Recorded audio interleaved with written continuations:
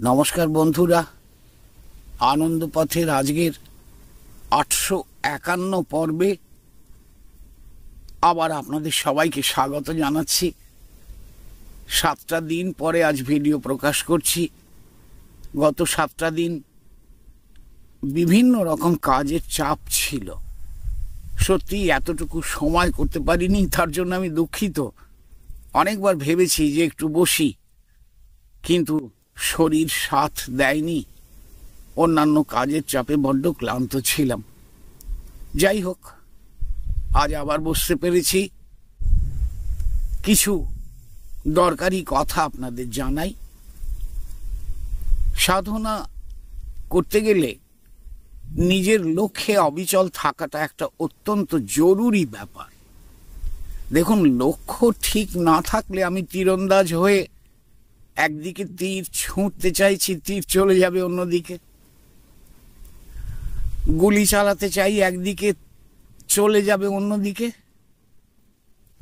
নিজের জীবনের লক্ষ্য ঠিক একইভাবে, একই রকম ভাবে অব্যর্থ লক্ষ্যে লাগাবার অভ্যাস করতে হবে। যেমন তীরন্দাজ বারবার তীর ছুঁড়ে নিজের লক্ষ্যটি স্থির করে নেয়, ঠিক সেইভাবে নিজের জীবনের লক্ষ্যে আমাদের অবশ্যই, একেবারে অতি অবশ্যই নির্দিষ্ট দক্ষতা অর্জন করতে হবে। লক্ষ্য স্থির না থাকলে কখনো কাজ সফল হয় না। দেখুন, আমরা যে সংসারে, যে সমাজে বাস করি, সেখানে আধ্যাত্মিকতা মানুষের মধ্যে বড্ড কম। কম সংখ্যক মানুষ আধ্যাত্মিক, কম সংখ্যক মানুষ ব্যাকুল হয়ে এই কাজে হাত দেয়। তাই তারা বরং সংসারের জন্য ব্যাকুল, তারা বিষয় সম্পদ বাড়ানোর জন্য ব্যাকুল, তারা নিজের জীবনে আর্থিক দিক থেকে সমৃদ্ধ হবার জন্য ব্যাকুল। আর একটা কাজেও ব্যাকুলতা আছে তাদের, আমাদের মতো মানুষদের সমালোচনা করা, নিন্দে মন্দ করা, মুখ করা, এমনকি গাল দেওয়াও, সেই কাজে এরা খুব পারদর্শী হয়। তাই আপনার বাড়ির মধ্যে এরকম মানুষ তো কিছু থাকতেই পারে, যারা আপনার ধ্যান, সাধনা, জপ ইত্যাদিকে ব্যঙ্গ বিদ্রূপ করবে। এটা তো খুব সহজ কথা, এটা ঘটবে। পাশের বাড়ির লোক কিংবা পাড়ার লোকেরাও আপনাকে নিয়ে হাসি মশকরা করবে কিংবা ব্যঙ্গ বিদ্রূপ করবে। এগুলো কিছু অস্বাভাবিক ব্যাপার নয়, এগুলো ঘটবে। কিন্তু আমাদের লক্ষ্যে আমাদের স্থির থাকতে হবে।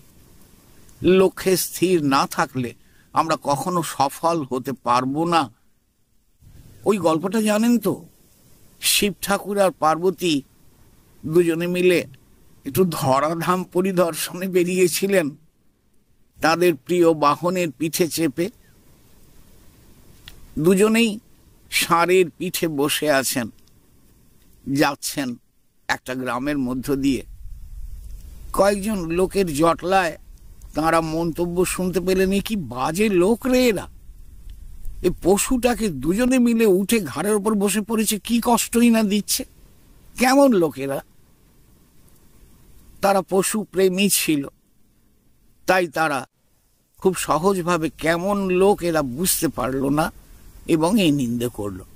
তখন শিব ঠাকুর বললেন, সত্যি তো, ওর খুব কষ্ট হচ্ছে, তুমি বসো, আমি হেঁটে যাই, পাশে পাশে হাঁটবো, অসুবিধে কোথায়। ঠিক আছে, তাই হোক। শিব ঠাকুর নেমে পড়লেন তাঁর বাহনের পিঠ থেকে, পার্বতী বসে রইলেন। বেশ কিছুক্ষণ যাবার পরে আবার এক জটলার সম্মুখীন হলেন। সেখানে তারা মন্তব্য করল যে লোকটা কি বোকারে, হ্যাঁ, বউকে বসিয়ে নিজে কষ্ট করছে। আরে তুইও উঠে পড়, কষ্ট করবি কেন, একসঙ্গে যা। তো এসব শুনে আবার তাদের মন খারাপ হলো। দু একজন আবার বললে, বউটা বদমাইশ, আরাম করে বসে আছে, স্বামীর কষ্টের কথা একবারও ভাবে না। পার্বতীর খুব খারাপ লাগলো। তিনি বললেন, দেখো, ও আমার বসে থেকে লাভ নেই, তুমিই ওঠো, আমি হেঁটে যাই। শিব ঠাকুর বললেন, আচ্ছা বেশ, তাই হোক বলে তিনি ষাঁড়ের পিঠে উঠলেন আর পার্বতী হাঁটতে লাগলেন। এইভাবে কিছুক্ষণ যাবার পরে আবার আর এক দলের মানুষের জটলায় অন্য মন্তব্য শোনা গেল যে, কি রে, লোকটা আরাম করে বসে আছে আর বউটাকে হাঁটাচ্ছে, কি বদমাইশ লোক রে। হ্যাঁ, মহিলাদের কষ্ট বোঝে না, মেয়ে মানুষ এত কষ্ট করবে, এরকম লোক আর দেখিনি বাপ। শিব ঠাকুর একটু এগিয়েই নেমে পড়লেন, বললেন, বাপু হে, পার্বতীকে বললেন, আমাদের আর এর পিঠে চড়ে যাওয়া হবে না, ও যেখানে যাব যাই, যেভাবেই যাই, লোকে 5টা বাজে কথা বলবেই। হ্যাঁ বন্ধু, এটাই ঘটনা, লোকে 5টা বাজে কথা বলবেই, ওটাই তাদের কাজ। আপনাকে এটা আগে থাকতেই স্থির সিদ্ধান্ত নিয়ে নিতে হবে যে আপনি সোজা হাঁটলে আপনাকে 2টো কথা শুনতে হবে, ব্যাঁকা হাঁটুন তাও 2টো কথা শুনতে হবে, ডান দিকে যান বাজে কথা শুনবেন, বাঁ দিকে যান বাজে কথা আপনাকে শুনতেই হবে, এর কোনো ব্যতিক্রম নেই। তাই মানুষ কি বলছে এ কথা ভেবে লাভ নেই, আপনাকে কোনো লক্ষ্যে পৌঁছতে দেবে না এরা। তার কারণ এদের একমাত্র কাজ সমালোচনা আর নিন্দা করা, পরের ত্রুটি খুঁজে বের করা, ঘটনা যাই হোক না কেন। তাই ওদের কথায় কান দিলে আপনার চলবে না, আপনাকে নিজের লক্ষ্যে অবিচল থাকতেই হবে। সকাল হোক আর সন্ধ্যা হোক বা একটু দেরি করা রাতই হোক, আপনি যে অভ্যাস করেছেন, যে সময়ে বসার যেটুকু অভ্যাস করেছেন, সেটা দৃঢ়ভাবে ধরে থাকুন এবং সাধনায় আপনাকে এগোতেই হবে, না এগুলে হবে না। এই দৃঢ় সংকল্প আপনার থাক এবং লক্ষ্যে অবিচল থাকুন। কে কিভাবে নিচ্ছে, কিভাবে ব্যাপারটাকে আপনার কাছে কানে পৌঁছে দেবার মতন নিন্দা করছে, এসব কথায় কান দিলে চলবে না। আমরা যদি অবিচল থাকতে পারি, আমরা যদি দৃঢ় নিশ্চয় থাকতে পারি, তাহলেই কেবল সফলতা আমরা পাব।